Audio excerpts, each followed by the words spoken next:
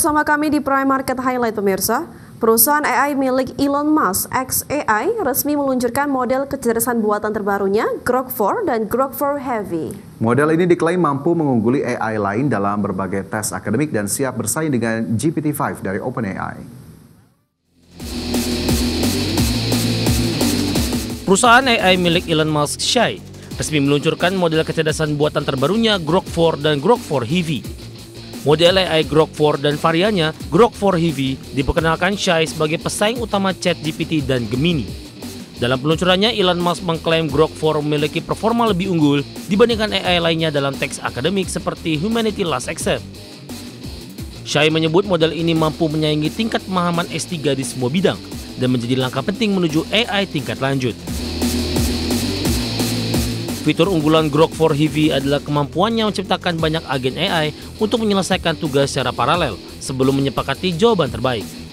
Hasilnya, Grok 4 mencetak skor 25,4% dalam tes Humanities Last Exam, mengungguli Gemini 2,5 Pro milik Google 21,6% dan O3 milik OpenAI 2%. Ini menempatkan Grok 4 sebagai salah satu model AI paling kompetitif saat ini. Bersamaan dengan peluncuran, xAI juga mengumumkan paket langganan AI termahal bernama Super Grok Heavy, seharga $300 per bulan atau 4,8 juta rupiah. Paket ini memberi akses awal ke Grok 4 Heavy dan fitur eksklusif lainnya. Langkah ini menegaskan ambisi Elon Musk menjadikan xAI sebagai pemimpin di pasar AI premium global. Berbagai sumber ada di channel. Pemirsa, restoran Woohoo siap dibuka pada September 2025 di downtown Dubai dekat Burj Khalifa. Semua aspek mulai menu, suasana hingga layanan akan dikelola oleh Chef Aiman yang merupakan koki buatan yang dikendalikan oleh model bahasa besar khusus kuliner. Restoran Woohoo akan gunakan koki buatan yang dikendalikan oleh model bahasa besar khusus kuliner yang dikelola oleh Chef Aiman. Chef Aiman dilatih melalui penelitian food science bertahun-tahun, data komposisi molekuler, dan lebih dari 1.000 resep tradisi kuliner dunia. Model AI menganalisis tekstur keasaman, umami untuk menyusun kombinasi rasa inovatif. Resep prototipe dari Chef Aiman diuji dan diperhalus oleh tim koki manusia di bawah arahan Chef Raif Othman dari Dubai. Masukan sensorik masakan membantu AI belajar dan menyesuaikan kreasi yang optimal. Tim pengembang menegaskan bahwa tujuan AI bukan menggantikan koki manusia, melainkan meningkatkan kreativitas mereka. Chef Aiman didesain untuk memanfaatkan bahan yang biasanya dibuang seperti lemak atau potongan daging, sehingga mengurangi sampah dapur dan meningkatkan keberlanjutan operasional restoran. Para pendiri menargetkan untuk melisensikan teknologi Chef Aiman di restoran di seluruh dunia, membantu industri kuliner global mengurangi limbah dan meningkatkan inovasi makanan seluas mungkin. Woohoo menyajikan masakan bergaya fusion seperti sushi, ceviche, robata skewer yang dikurasi lewat riset AI plus sentuhan manusia. Bagi sumber ada di channel.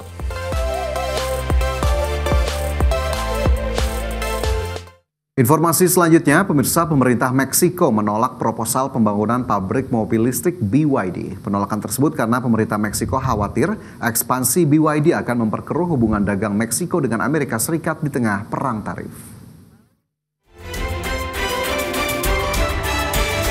Rencana pabrikan mobil listrik asal Cina BYD untuk membangun pabrik baru di Meksiko tak berlanjut usai pemerintah Meksiko menolak proposal investasi BYD. Pemerintah Meksiko khawatir pembangunan fasilitas produksi BYD akan memperkeruh hubungan dagang dengan Amerika Serikat. Adapun BYD sebelumnya dikabarkan tengah menyiapkan investasi skala besar dengan estimasi nilai proyek yang diperkirakan setara dengan pembangunan pabrik BYD di Brazil senilai 5,5 miliar real atau setara sekitar 1 miliar dolar Amerika. Ekspansi BYD ke Meksiko menurut rencana semula dilakukan untuk memproduksi mobil demi memenuhi kebutuhan pasar di Amerika Latin. Pembangunan pabrik BYD di Meksiko juga semula ditargetkan mampu menyerap hingga 10.000 tenaga kerja. Namun, pemerintah Meksiko menolak menyediakan lahan publik serta insentif pajak dan subsidi untuk proyek tersebut.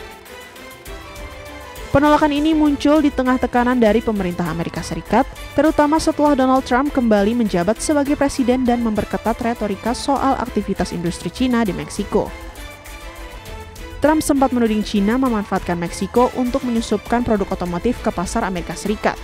Meski BYD bersikeras bahwa pabrik itu ditujukan untuk pasar Amerika Latin. Berbagai sumber, edX Channel. Pemirsa, Chery dan BYD, dua produsen mobil besar China, diduga secara tidak sah mengklaim subsidi pemerintah untuk kendaraan ramah lingkungan. Audit resmi menyebutkan keduanya menerima dana miliaran rupiah untuk ribuan unit kendaraan yang tak memenuhi syarat subsidi. Chery dan BYD, dua produsen mobil besar China, diduga secara tidak sah mengklaim subsidi pemerintah untuk kendaraan ramah lingkungan.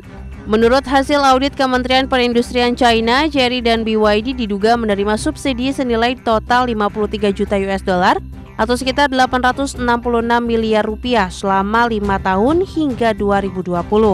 Audit menunjukkan sebanyak 21.725 unit kendaraan tidak seharusnya mendapat subsidi karena tidak memenuhi syarat teknis.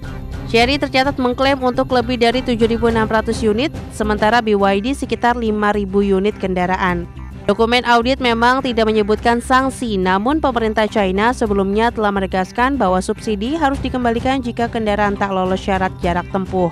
Sejauh ini belum ada komentar resmi dari Chery, BYD maupun otoritas terkait atas temuan tersebut. Adapun audit ini merupakan bagian dari upaya pemerintah untuk mengawasi pemanfaatan subsidi secara lebih ketat. Kasus ini muncul di tengah tekanan besar di industri otomotif China, termasuk kelebihan kapasitas dan perang harga yang menekan margin keuntungan. Pemerintah pun berencana menutup fasilitas produksi yang tidak efisien sambil memperketat regulasi harga.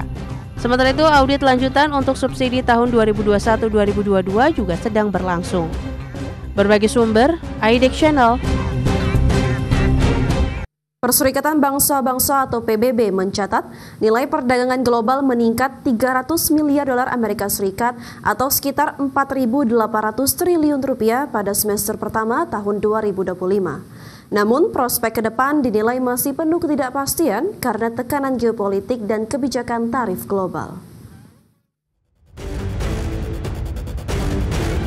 Perserikatan Bangsa-Bangsa atau PBB mencatat nilai perdagangan global meningkat 300 miliar US dollar atau sekitar 4.800 triliun rupiah pada semester pertama 2025.